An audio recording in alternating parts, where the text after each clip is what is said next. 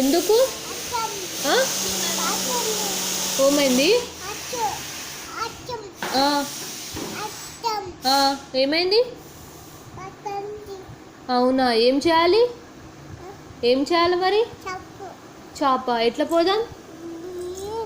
మరి తడిసిపోతాం కదా తల్లి, తడిసిపోతాం కదా. ఏం తీసుకొని పోదాం?